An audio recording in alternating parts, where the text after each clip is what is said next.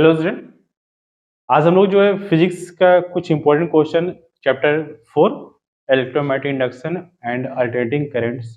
हम लोग का टेंशन बढ़ते चला जा रहा है, एग्जाम धीरे धीरे और नजदीक आते चला जा रहा है।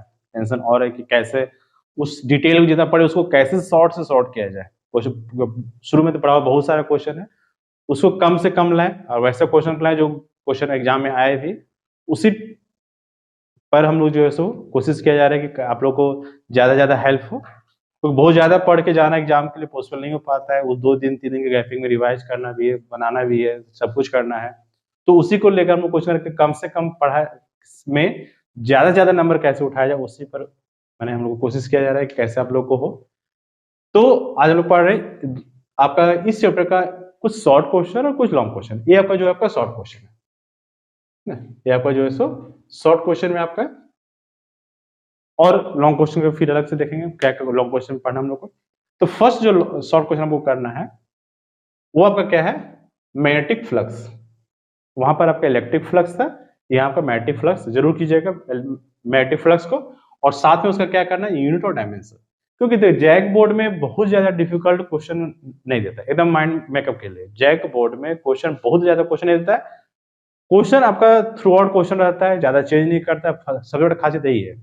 सीबीएसई में खासियत क्या है कि थ्रू आउट क्वेश्चन नहीं देता, सेम क्वेश्चन नहीं देता आपका, वो आपका प्रॉपर्टीज उसके अंदर क्वेश्चन था। लेकिन जैक बोर्ड का जो क्वेश्चन देखिएगा, हम लोग 12-14 साल से हम लोग देख रहे हैं, मतलब लगभग 12 साल 13 साल हो चुका है हम लोग इसमें।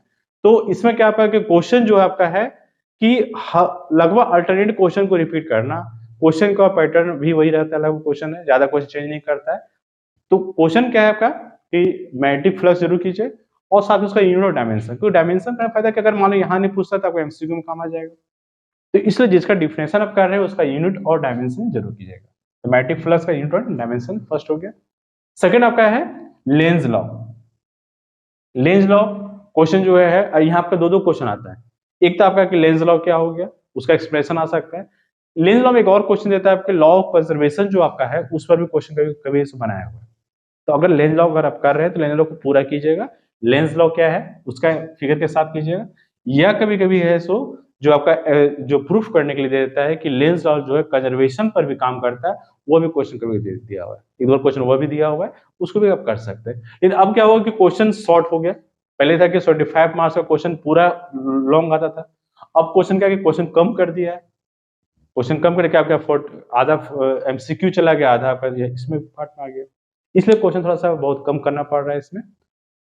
सेकंड क्या आपका एडी करंट्स और इसका एप्लीकेशन। एडी करंट जब भी डिफाइन कीजिएगा तो उसका एप्लीकेशन में साथ में कीजिएगा, है ना। एप्लीकेशन में आपका होगा मैग्नेटिक ब्रेक्स में होता है, स्पीडोमीटर में होता है, जो दिया हुआ आपका तो डिफिनेशन, और साथ में उसका एप्लीकेशन यूजेज जो दिया हुआ आपके पास, दोनों कीजिएगा। एप्लीकेशन में भी करना है और साथ में उसका डिफिनेशन भी करना है, एडी करंट का डिफिनेशन और उसका एप्लीकेशन। नेक्स्ट आपका क्या हम लोग का Fridays law of electromagnetic induction. Friday law आपको केमिस्ट्री में भी मिला होगा कहीं ना कहीं, फ्राइडे लॉ भी वहां भी है, फ्राइडे लॉ यहाँ भी है। लेकिन हम बहुत बार देखे क्वेश्चन में, एक बार हम लोग जब कॉपी चेक करते हैं तो क्या कहते हैं बहुत बच्चा फ्राइडे लॉ केमिस्ट्री वाला भी लिख देता है, लेकिन क्वेश्चन की दोनों बहुत अंतर है। इसलिए फ्राइडे लॉ जो है आपका इलेक्ट्रोमैग्नेटिक इंडक्शन में भी पढ़ना है ही हम लोग, तो कोशिश करना है कि फ्राइडे लॉ को भी कीजिए। और एक आपका है आपका सेल्फ इंडक्शन का डिफिनेशन और उसका असाइनमेंट।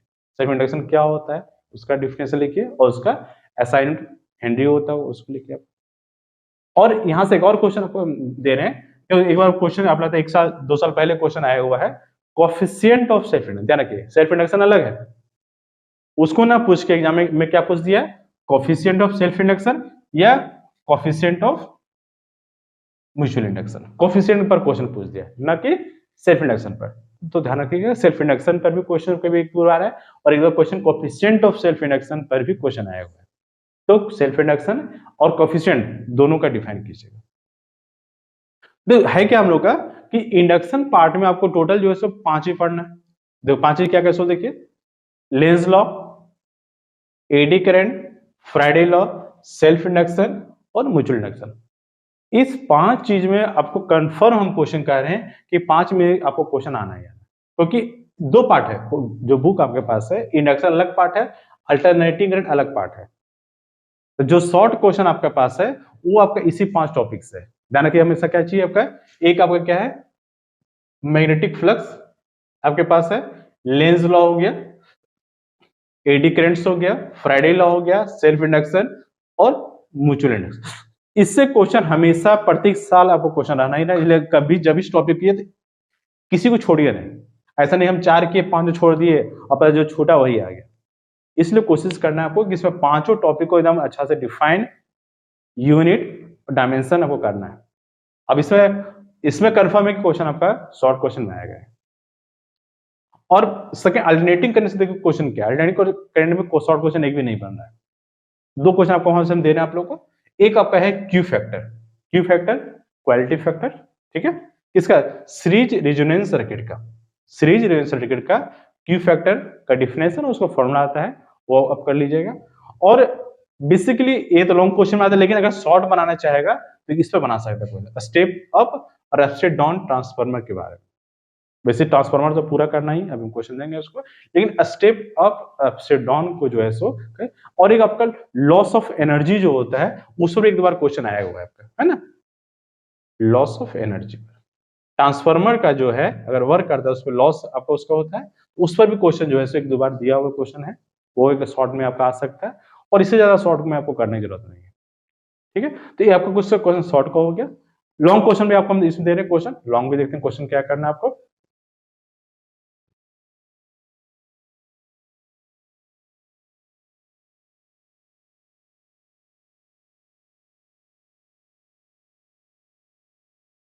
अब हम आते हैं इसका लॉन्ग क्वेश्चन हम लोग को क्या करना है। अब लोग लॉन्ग क्वेश्चन में सिर्फ 2 दिए हैं। एक लॉन्ग क्वेश्चन आपके पास करना है क्या है, आरएलसी सर्किट माने रेजिस्टेंस, इंडक्टेंस और कैपेसिटेंस का जो क्वेश्चन है उसमें करना है।